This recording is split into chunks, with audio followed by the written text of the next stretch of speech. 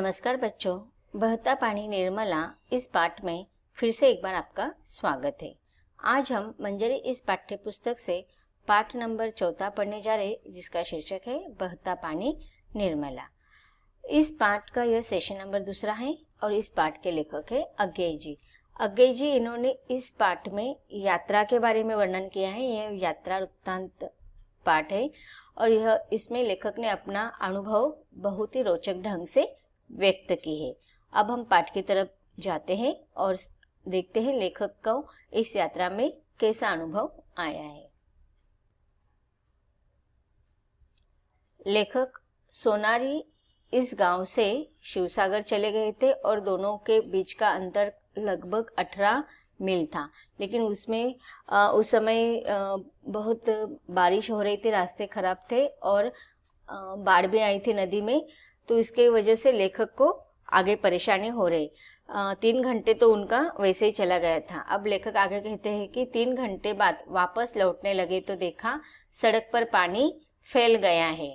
पानी बड़े जोर से एक तरफ से दूसरी तरफ बह रहा था, क्योंकि सड़क के एक तरफ नदी थी, दूसरी तरफ नीची सतह के धान के खेत, जिनकी ओर पानी बढ़ रहा था। पानी के धक्के से सड़क कई जगह टूट गई थी। मैं फिर भी बढ़ता गया, क्योंकि आखिर पीछे भी तो पानी ही था। अब देखिए, लेखक सोनारी से निकल चुके थे और सोनारी से वे शिवसागर में पहुंच चुके थे। वहां पर उन्होंने 3 घंटे बिता दिए थे। अब उनको लग रहा था कि मुझे वापस जाना चाहिए सोनारी में। तो देखते हैं कि रास्ते में सड़क पर सड़क का जो रास्ता था, वहां पर एक तरफ खेत थे और दूसरी तरफ नदी थी। नदी में बाढ़ आई थी, इसलिए उसका पानी सड़क पर आ गया था और सड़क से बहते हुए वो दूसरी तरफ धान के खेत में जा रहे थे। तो और पानी का बहाव जो था वो अधिक जोर, प्रवाह ज़्यादा होने की वजह से रास्ते खराब रहते हैं और उसमें से पानी के वजह से सड़क भी टूट गई थी। अब लेखक को आगे बढ़ने से वो सोच रहे थे कि अभी क्या करें। तो उस समय वो सोच रहे थे कि अगर पीछे जाऊंगा तो भी फंसने वाला है, क्योंकि पीछे भी तो पानी होगा। इससे अच्छा कि मैं आगे की तरफ ही जाने का प्रयास करता हूँ। 3 घंटे बाद वापस लौटने लगे तो देखा सड़क पर पानी फैल गया है। पानी बड़े जोर से एक तरफ से दूसरी तरफ बह रहा था, क्योंकि सड़क के एक तरफ नदी थी, दूसरी तरफ नीची सतह के धान के खेत थे, जिनकी ओर पानी बढ़ रहा था। पानी के धक्के से सड़क कई जगह टूट गई थी। फिर भी मैं बढ़ता गया, क्योंकि आखिर तो पीछे भी तो पानी ही था। पर थोड़ी देर बाद पानी कुछ और गहरा हो गया और उसके धक्के से मोटर भी सड़क पर से हटकर किनारे की ओर जाने लगी। अब देखिए, थोड़ी थोड़ी देर में क्या हो गया, पानी का बहाव और भी ज़्यादा बढ़ गया। बरसात के दिन थे, बरसात भी आ रहे थे और नदी में बाढ़ आई थी, तो इसके कारण क्या हो गया, वो पानी और भी बढ़ता गया और गहरा होने लगा। अब लेखक जो थे वो मोटर से आए थे, धक्के देकर वो सड़क से एक तरफ से जाने की कोशिश कर रही थी, लेकिन पानी का बहाव ज़्यादा होने की वजह से वह सड़क पर से हटकर किनारे की ओर जाने लग रही थी। आगे कहीं कुछ दिखता नहीं था, क्योंकि सड़क की सतह शायद 2-3 मील आगे तक बहुत नीचे ही थी। अब पानी में नदी के पानी में बाढ़ आने की वजह से पानी बढ़ता जा रहा था, तो इसके वजह से सड़क नीचे की सतह पर जा रही थी। तो सड़क और पानी का जो बीच का ही था, वो लगभग 2-3 मील आगे तक नीचे पहुंच गया था। सड़क के दोनों ओर जो पेड़ थे, उनमें कईयों पर सांप लटक रहे थे, क्योंकि बाढ़ से बचने के लिए वे पहले सड़क पर आते थे और फिर पेड़ों पर चढ़ जाते थे। तो कि देखो, अभी सारे जीव जंतु भी जो सड़क पर पहले बाढ़ से बचने के लिए आ रहे थे, लेकिन अभी सड़क पर भी पानी का बहाव ज़्यादा हो जाने की वजह से सांप ने भी अपनी जान बचाने के लिए पेड़ों का सहारा ले लिया। मैंने लौटने का निश्चय किया, पर सड़क दिखती तो थी नहीं। अंदाज से ही मैं बीच के पक्के हिस्से पर गाड़ी चला रहा था। अब देखिए, लेखक फिर से लौटने का निश्चय कर रहा था कि जाने दो, अभी सोनारी तो बहुत दूर है, तो इससे अच्छा कि मैं शिवसागर फिर से लौट जाता हूँ। इसलिए वो पीछे जाने के बारे में सोच रहे थे। लेकिन अब समस्या यह थी कि सड़क भी उनको नहीं दिखाई दे रही थी। अंदाजा से ही वो सड़क के बीच में से ही बीच के हिस्से में से ही गाड़ी चला रहे थे। मोड़ने के लिए पटरी से उतारना पड़ेगा और इधर उधर सड़क है भी नहीं, क्या भरोसा। अब देखिए वो जो स्थान पर गए थे वो उनको नया स्थान था, उनको उस स्थान के स्थान के बारे में वो ज़्यादा जानकारी उनको नहीं थी। और अगर वो सोच रहे थे कि अगर मैं पीछे फिर से लौटता हूँ तो क्या होगा, पटरी जो लोगों ने सहायता के लिए ली थी उससे उनको फिर से पटरी से जाना पड़ेगा, पटरी से उतरना पड़ेगा, और सड़क भी अभी पता नहीं है या नहीं आगे उनको जाने के लिए। तो वो थोड़े चिंतित हो गए। और मैं एक जगह देख भी चुका था कि आंखों के सामने कैसे समूचा ट्रक दलदल में धंसकर गायब हो जाता है। तो अब उनको एक किस्सा याद आ गया कि ऐसे बाढ़ में तो बड़े बड़े गाड़ी, ट्रक जैसे जो गाड़ियाँ होते, वाहन जो होते हैं वह भी बाढ़ में बाढ़ के प्रवाह से वह भी बह जाते, गायब हो जाते। इसलिए मोटर को बिना घुमाए उल्टे गियर में ही कोई 2.5 मील तक लाया। यहाँ सड़क कुछ ऊंची थी, उस पर गाड़ी घुमाकर क्षीरसागर पहुंचा। तो अब देखिए क्षीरसागर से वो कुछ पीछे थे, तो अब उन्होंने क्या किया, वो पीछे नहीं घूमे फिर से, बल्कि उसी रास्ते से वो मोटर पर चलकर किसी भी तरह से उन्होंने प्रयत्न किया। और सड़क थोड़ी ऊंची थी तो वो 2.5 मील तक मोटर को आगे खींचकर लेकर आए, मतलब उस पानी के बहाव में वैसे ही। और सड़क थी तो ऊंची, तो वहाँ से वो लेकर आए और इस प्रकार वह शिवसागर तक तो पहुँच गए। अब शिवसागर से सोनारी बहुत दूर था। शिवसागर से सोनारी को एक दूसरी सड़क भी जाती थी, चाय बागानों में से होकर। यह सड़क अच्छी थी पर इसके बीच एक नदी पड़ती थी। अब देखिए लेखक ने बहुत विचार किया तो उनको पता चला, किसी से पूछा होगा शायद, तो उनको और एक रास्ता बताया गया कि शिवसागर से सोनारी तक जाने के लिए और एक रास्ता है और एक सड़क है, लेकिन वो चाय के बागानों से होकर जाती है। सड़क अच्छी है लेकिन वहाँ तक पहुँचने के लिए बीच में एक नदी पड़ती है और उस नदी को पार करने के लिए नाव का सहारा लेना पड़ता है, जिसे नाव से पार करना होता था। मैंने सोचा कि इसी रास्ते चले जाए क्योंकि सामान तो सब सोनारी में था। अब देखो वो थोड़े विचार में पड़ गए कि अब कैसे करेंगे, कैसे जाएंगे।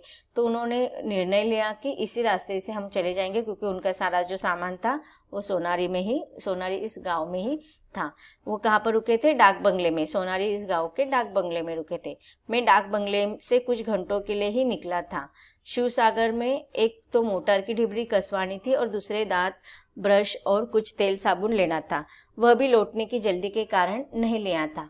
अब देखिए लेखक कहते कि एक तो मौसम खराब था, उनको बाहर निकलने की ज़रूरत ही नहीं थी, फिर भी उन्होंने अपने बाहर निकलने का कारण क्या बताया कि उनके जो टूथब्रश था वो ख़राब हो गया था और मोटर की डिबरी उनको जो सेल हो गई थी उसको कसवानी थी और कुछ तेल साबुन लेना था। छोटी छोटी चीज़ें ही उनको लेनी थी, लेकिन वो लेने के लिए गए थे मामूली चीज़ें, मामूली काम के लिए गए थे, लेकिन वहाँ का मौसम ख़राब हुआ था इसलिए लौटने की जल्दबाजी में उन्होंने ये काम भी नहीं किए थे।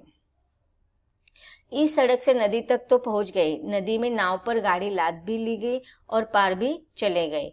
यहाँ भी नदी में बड़ी बाढ़ आई थी और बहुत बहते हुए टूटे छप्पर बता रहे थे कि नदी किसी गांव को लिलती हुई आई है।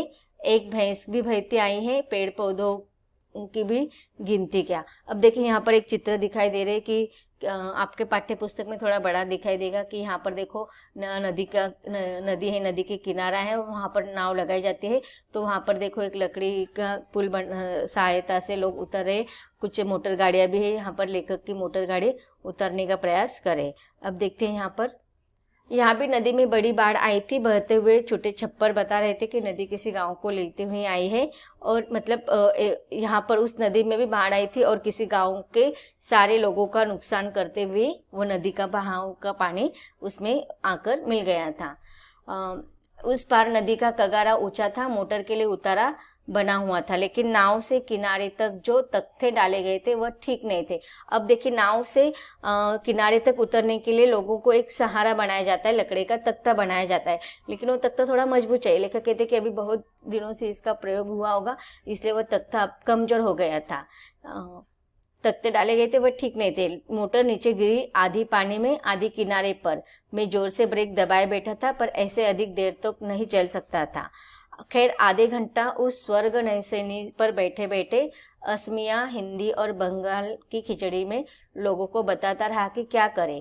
अब देखिए यहाँ पर लेखक बता रहे कि उन्होंने उस तख्ते से मोटर पर बैठकर उस तख्ते से उतरने की बहुत कोशिश की, लेकिन ब्रेक दबाने के बावजूद भी वह अधिक देर तक नहीं चल पाए और वो नीचे उतर नहीं पाए, और इस प्रकार वह फिर से उस मोटर के साथ नाव में वापस आ गए। अब आधे घंटा उस स्वर्ग नैसैनी मतलब नैनों से जो स्वर्ग जैसा अनुभव लिया हो स्वर्ग में जाने के बाद, तो यहाँ पर लेखक ने थोड़ा व्यंग किया है।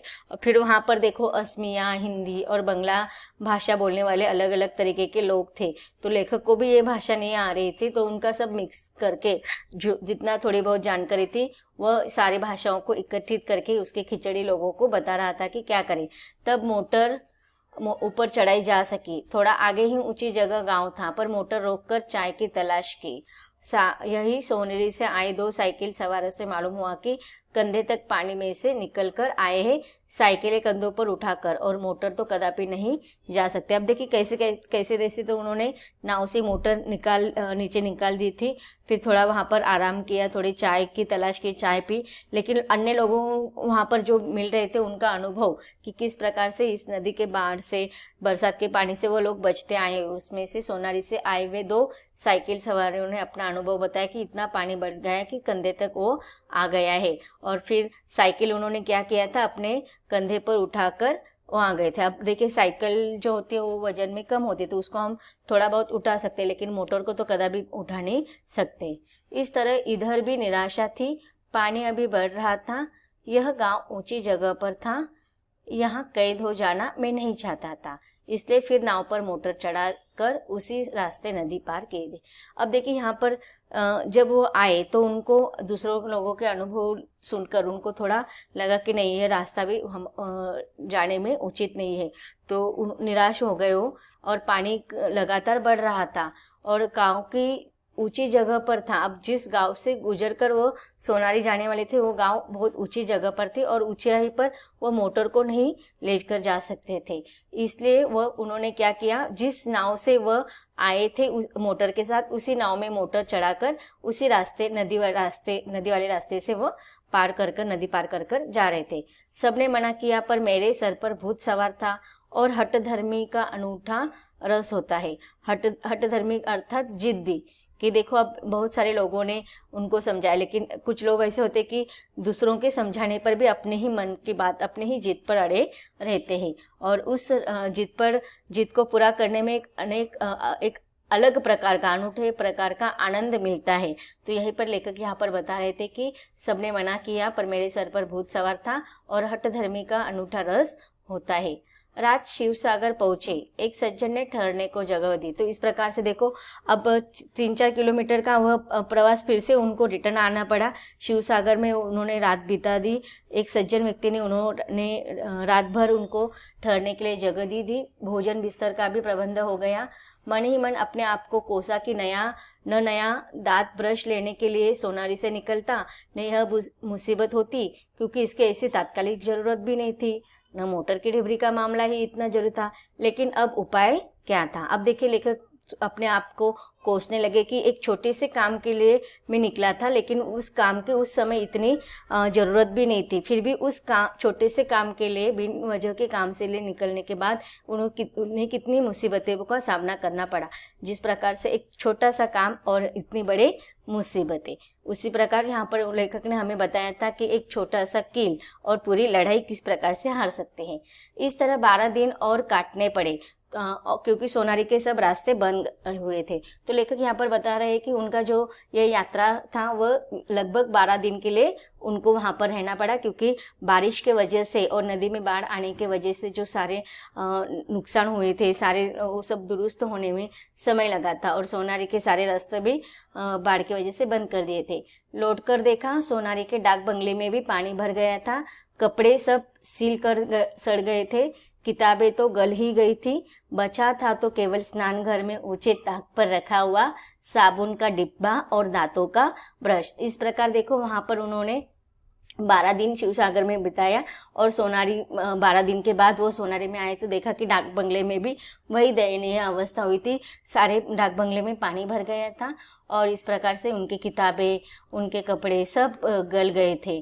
केवल स्नान घर में उनका वह दांत का ब्रश और साबुन का डिब्बा ही अच्छे से था। नक्शे में अभी देखता हूँ, वास्तव में जितनी यात्राएं स्थूल पैरों से करता हूँ उससे ज़्यादा कल्पना के चरणों से करता हूँ। अब लेखक कहते हैं कि इस यात्रा वृत्तांत के बाद मैंने बहुत सारे और भी यात्राएं की और भी नक्शे मैंने देखा कि बहुत सारी यात्राएं में स्थूल पैरों से मतलब खुद जाकर वहां पर चलकर जाकर हम यात्राएं करते हैं। तो कुछ यात्राएं हम कल्पना के चरणों से करते हैं। देखो हमारी तो कल्पना कितने बड़े बड़े होते हैं, हम कल्पना में ही कहीं से कहीं चले जाते हैं, अर्थात हमारे कल्पना को भी ऐसे पैर फूटते हैं कि उसको हम रुक भी नहीं सकते। लोग कहते हैं कि मैंने अपने जीवन का कुछ नहीं बनाया, मगर मैं बहुत प्रसन्न हूँ और किसी से ईर्ष्या नहीं करता। अब देखिए लेखक के जो हठ योगी उनका जो स्वभाव है और यात्रा वृत्तांत पर हमें पता चल रहा है इस पैराग्राफ में कि थोड़ा वो अजब स्वभाव के प्रवृत्ति के व्यक्ति है। तो उनको लोग बहुत कुछ समझाते हैं और कहते हैं कि तुमने अपने जीवन में कुछ नहीं किया, सिर्फ यात्रा करते रहे। लेकिन लेखक कहते हैं कि लोग कुछ भी कहे, लेकिन मैं अपने जीवन से बहुत खुश हूँ, प्रसन्न हूँ और किसी से मुझे किसी भी प्रकार की जलन या ईर्ष्या की भावना नहीं। आप भी अगर इतने खुश हो तो ठीक, तो शायद आप पहले से मेरा नुस्खा जानते ही हो, नहीं तो मेरी आपको सलाह है। अब लेखक कहते हैं कि अगर जो मेरे जैसा खुश है वो ठीक है, नहीं तो आप भले और मैं भला। जनाब अपना बोरिया बिस्तर समेटे और जरा सा चलते फिरते नजर आइए। आपका अपमान नहीं है, एक जीवन का दर्शन निचोड़ है। रमता राम इसलिए कहते हैं कि जो रमता नहीं वह राम नहीं और टिकना तो मौत है। यात्रा में इस प्रकार के कठिनाइयों का सामना करने के बावजूद भी लेखक कहते हैं कि हमें जीवन में कभी रुकना नहीं है, घूमने फिरने रहना चाहिए और एक जगह पर स्थिर होना, टिक जाना, रुक जाना का अर्थ होता है मौत। तो हमें इस एक स्थिर नहीं रहना है, टिकना नहीं है, इस मौत को स्वागत के रूप में हमें नहीं लेना है। किसी भी चीज़ अगर अपने आप तरीके से हम जीते हैं तो उसको पूरे उत्साह के साथ जीना चाहिए।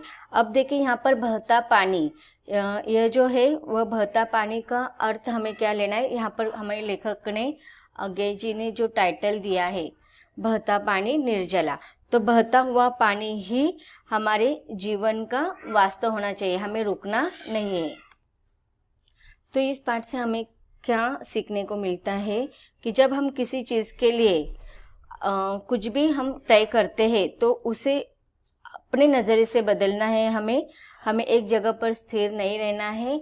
जिस प्रकार से लेखक को आए हुए अनुभव की वजह से वो रुके नहीं, अपने जीवन में निरंतर आगे बढ़ते रहे। उनको एक जगह पर रुकना यह मौत के समान लगता है। जिस प्रकार से बहता हुआ पानी कैसा होता है, साफ सुथरा होता है, लेकिन रुका हुआ पानी कैसा होता है, मैला होता है। तो इसलिए इस पाठ का जो शीर्षक है बहता पानी निर्मला, यह दिया है। यह पाठ यहीं पर समाप्त होता है। धन्यवाद।